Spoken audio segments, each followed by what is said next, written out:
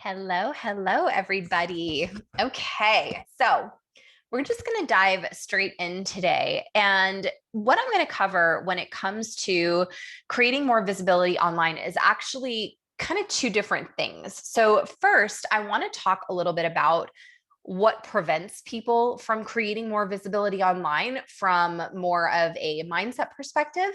And then what I want to talk about are some like tactical steps to actually creating more of that visibility for yourself. So, let's talk about what it means to be visible online, right? It means that people know you exist.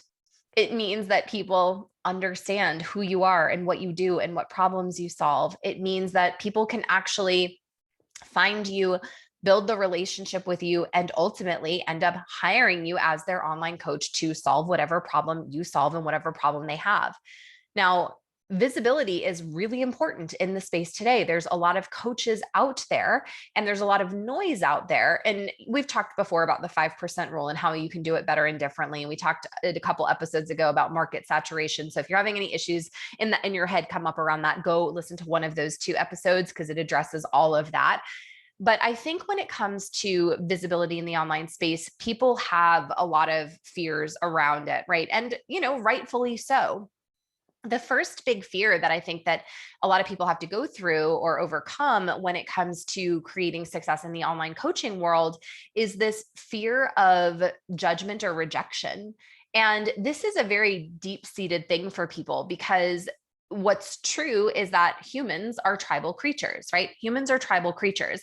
And in times not so long ago, if you were rejected or if you were outcast from your tribe of other humans, you would actually die, right? So being judged and being rejected, whether it's, just from random people online or from people that just don't like what you're doing and what you're all about, it's a very real fear. It's a very real fear biologically for us. And no one wants to be judged and rejected. It doesn't feel good to any of us. I guess there's like some personality types that are a little bit more confrontational or like debater types. But for the most part, that is not a fun experience for all of us. It's just not. But the truth of the matter is, I think that most of us fear the judgment and rejection a lot more than there's actually any truth to it. I find in my world, the people who judge me, the people who say nasty things about me, the people who reject me are not people that I know, right? They're people who like troll. And so there is, and your uncle or your cousin or someone from high school or, just someone that surprises you, maybe like people will eventually stand up and be like, who do you think you are? It happens to all of us. It's such a tiny percentage of the time, especially compared to what we fear, but it's not useful, right? Like, are you really going to allow that thing to keep you from having your dreams? Because here's the thing is you can't build an online coaching business without becoming visible. People need to know that you exist unless you're like just one of those few lucky people who, everyone just comes through referrals. I guess, there's exceptions to every single rule, but for most of us, including me, I have to be highly visible. And so if you're experiencing anything around that fear of judgment or rejection, I just want you to know that that is 100% normal. It's not completely unfounded because it will happen every now and then, but it's mostly unfounded. And I'll also say the more that happens to you because you've been showing up more consistently and you have become more visible, the easier it actually is to manage. It's going to bother you a lot less. So just offering you that. Okay. Now, the other thing that I want to talk about when it comes to some of the fears is a lot of the clients that I work with are newer coaches or they're new to building a business this way. And they are afraid of just like not getting any interaction, really not getting any feedback. And here's what I'll say about that. Again, it's often pretty unfounded, but you also have to do the work, right? No one owes you anything. And if you allow the fear to keep you from showing up, the fear of not getting interaction or not getting the feedback that you want, if you allow that to keep you from showing up, well, it's not like that's going to actually help you create what you want. So I think we all kind of go through this period in our businesses, especially in those earlier stages where it's almost like we're paying our dues, right? We just have to pay our dues and show up, even if we're like afraid no one's going to respond. And then over time, you get more visible, you create that consistency, more and more people start to respond, but you don't typically just leap there, right? Everyone has to go through that period in the beginning where they're just building that, and it's going to look different for everyone. So you can't let the fear of not having the interaction or the feedback that you want stop you from progressing toward what it is that you actually want to create. And then the third fear that I think it's very similar to the first one, but different, is the trolling, right? And I get trolled so bad. I've talked about this before. I've done whole podcast episodes on it. I get trolled really bad, not ever from people that I know, but from people on my Facebook ads. And it's been the worst it's ever been lately. And it's really funny because some of you may have seen this, but I did a photo shoot back in May, and we've been using a lot of those new branded photos for the ads. And it has actually totally changed the game with our ad performance. So I'm very happy about that in many ways, but it has also brought out the trolls simultaneously. So it's just been really interesting to observe the different ways that people like to hate on you and just how awful people can be online. It's, it just always surprises me. I would never be the kind of person who, like, whether it was someone I was connected to or an ad or whatever, I would never troll someone. I would never leave rude comments on someone's content. It's just not the kind of person I've chosen to be. And I'm sure you could probably say the same. But here's the thing is, if you want to have an extraordinary online business, that's probably going to happen. Just like the judgment and rejection potentially from the people who know you will happen in much smaller amounts, right? That'll just be like one here and there. The trolling, especially when you start running ads and things like that, or just, grow bigger platforms, that can be a little bit more consistent. But again, it's completely meaningless. It's complete projections. And, it's not that it doesn't bother me anymore, but it bothers me a lot less than it used to. And I also am just like, oh, their head is a sad space to live in. I would not want that experience. I'm so glad I'm not that kind of person. So those are just, I think, I wanted to start this podcast by saying that those are, I think, some of the fears that really get in the way. If you have others, just shoot me a message on social media and let me know. Okay. Now, when it comes to creating visibility, let's talk about why that's important, right? Well, first, it makes sense. People need to know you exist if you're ever going to build a coaching business.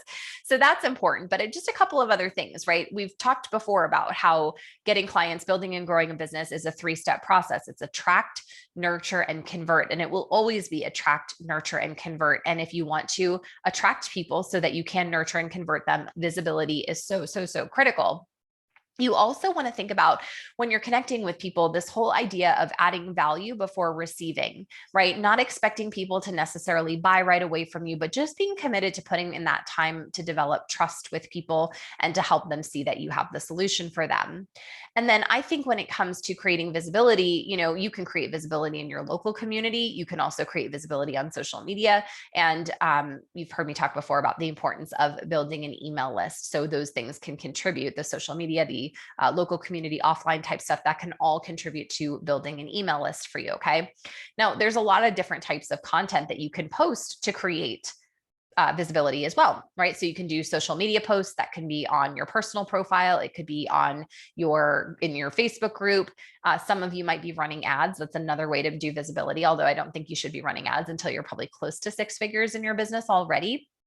You can obviously share in your stories, in your email. Some of you might still like to blog. It's not something I personally do. I have the podcast, right? That's one of the ways that I create visibility.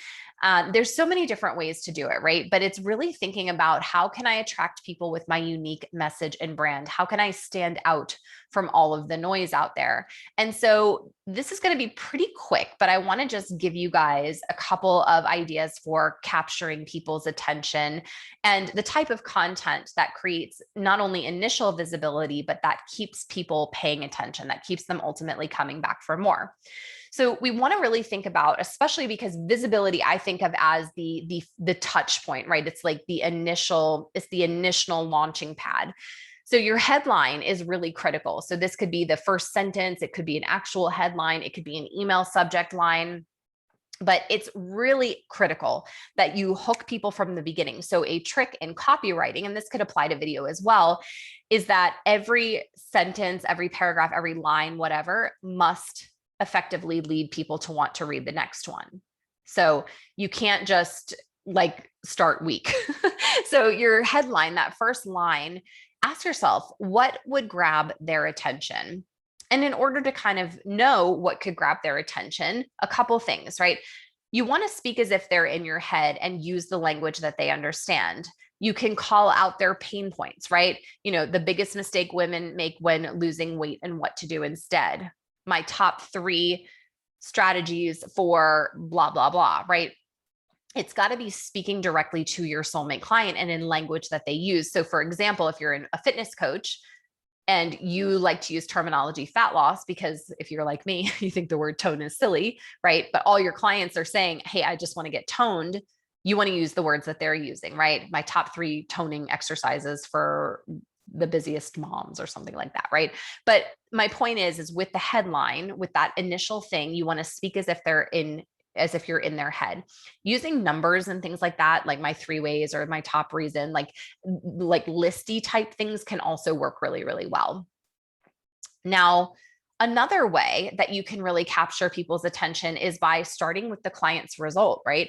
So I send a lot of emails to my list, and often the ones that get the highest open rates are the ones like, if you heard Tabitha on the podcast a couple of weeks ago, like, how Tabitha created a 34K launch in 16 weeks, right? Like those types of headlines.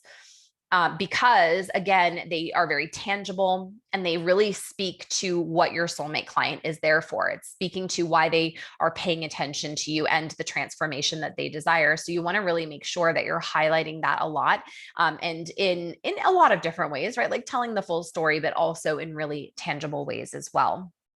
Now, another thing that can help create visibility, because part of what we want to do with all of this is create shareable content, or at least content that people want to interact with. Because what we know about the algorithms is that the more your content gets interacted with, and this is actually true with email as well, the more your emails get opened, the better the deliverability. But the more your social content is interacted with, the more people actually see it, right? So specifically, I mean, on every platform, that's really true. So the more we can grab people's attention, get them to open the email or get them to actually like or comment or even share the content, the better. Okay.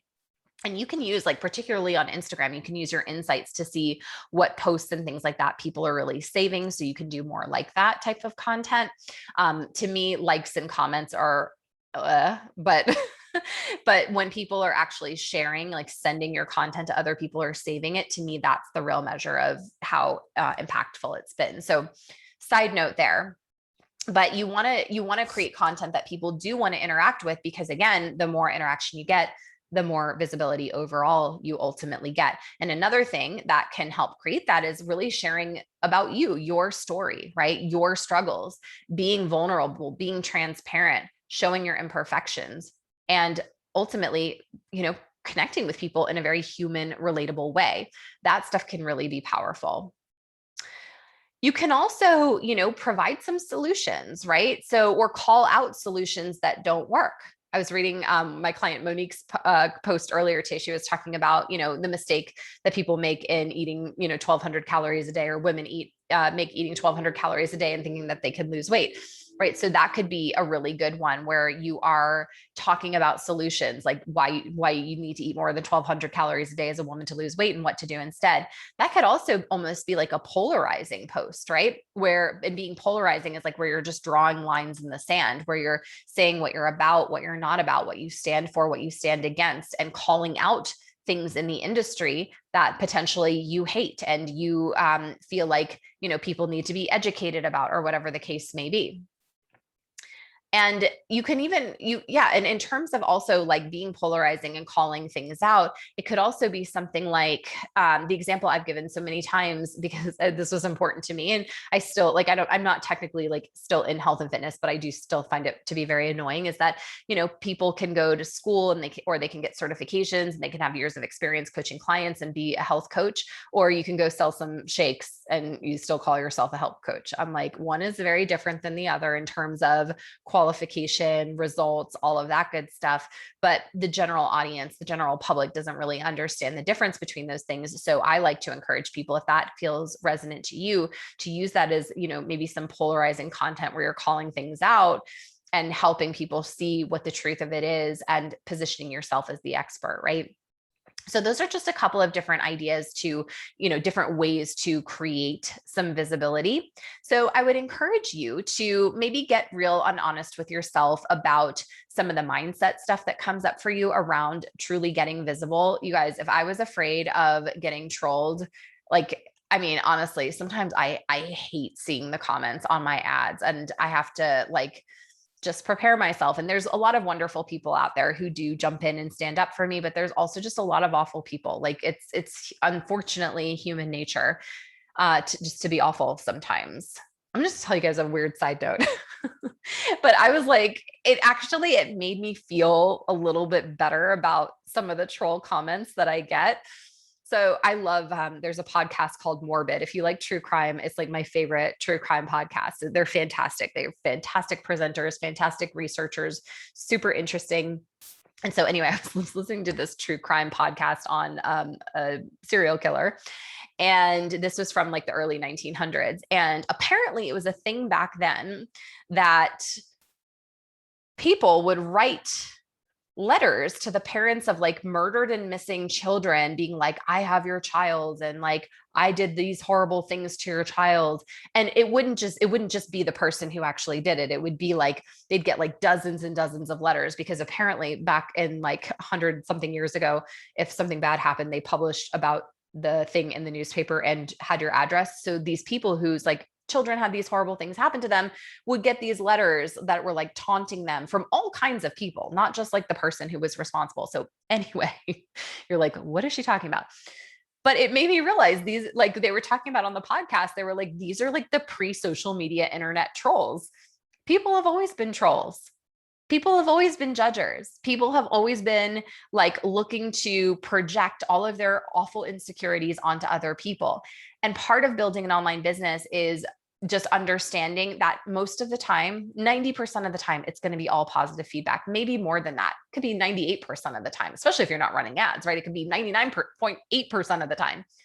But there are going to be those moments, and it's okay, because you want to remember why you're doing this. You're doing this for your freedom, for your impact, and for whatever reason is driving you to entertain the idea of building this online business. Some people are always going to suck. You keep doing you. Okay. So address those mindset things, and then maybe, think about, from the little tactical things that I shared, what you might want to experiment with, what you might want to go ahead and implement, or, where you could just see yourself leveraging one of those pieces for growth. So I hope that was helpful. I'd always be honored for you to let me know. And you can do that by jumping over into my free Facebook group, which is Authentic Conversion, Organic Six-Figure Online Coaching Business. And I will see you all in the next episode.